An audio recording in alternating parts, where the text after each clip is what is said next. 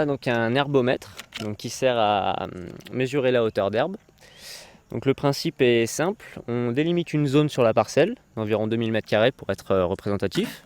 Et sur cette zone, on va faire 50 mesures aléatoires, donc en zigzag, dans les 2000 m². Ces 50 mesures donc, vont nous permettre d'avoir une hauteur moyenne de la parcelle. C'est un dispositif innovant développé par l'ARP au profit des éleveurs. En partenariat avec le CIRAD, l'Association réunionnaise de pastoralisme a mis en place un suivi de la pousse de l'herbe dans plusieurs exploitations de l'île. L'objectif est ainsi de mieux connaître la quantité de fourrage disponible dans une parcelle. Donc c'est un indicateur de est-ce que la parcelle elle est au bon stade pour faire rentrer les animaux. Et pareil, quand les animaux sont dans la parcelle, essayer de savoir si on est au bon stade pour les faire sortir. Et donc là, tout le travail que fait Johan sur cette année avec le CIRAD, c'est d'essayer de faire un lien entre la hauteur d'herbe et l'herbe qui est disponible en dessous, sur des couverts tempérés et sur des couverts kikuyu.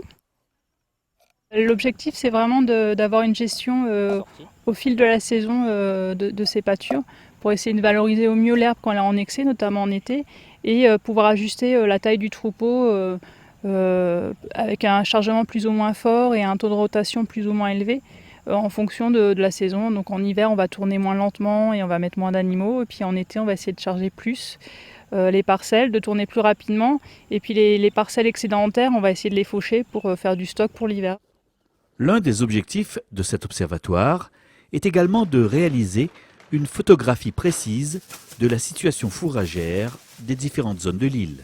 Notre objectif, c'est de suivre 8 à 9 exploitations sur toute l'île, c'est d'avoir sur tous les secteurs fourragers une idée de comment pousse l'herbe, de ce qui est disponible dans les parcelles, et derrière de pouvoir faire du conseil de précision sur la gestion mois par mois des parcelles, et vraiment optimiser et essayer de gérer cet afflux d'herbe qu'on a en été, qui souvent est gaspillé parce qu'il y a tellement d'herbe que les éleveurs sont un peu dépassés par ce surplus d'herbe, et pouvoir bien le gérer pour faire du stock et avoir de l'herbe en hiver où là ça manque. Les résultats de ces travaux profiteront alors pleinement aux éleveurs. L'objectif, c'est de savoir ce qu'on a au pâturage et pour pouvoir complémenter ensuite à l'auge.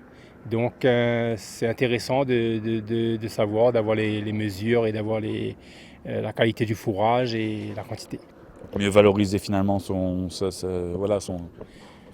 Voilà, mieux valoriser son stock et pour pouvoir ensuite, s'il y a besoin de diminuer un petit peu le concentré qui coûte cher. Et donc si les vaches elles peuvent mieux manger au pâturage, c'est ça de gagner, quoi.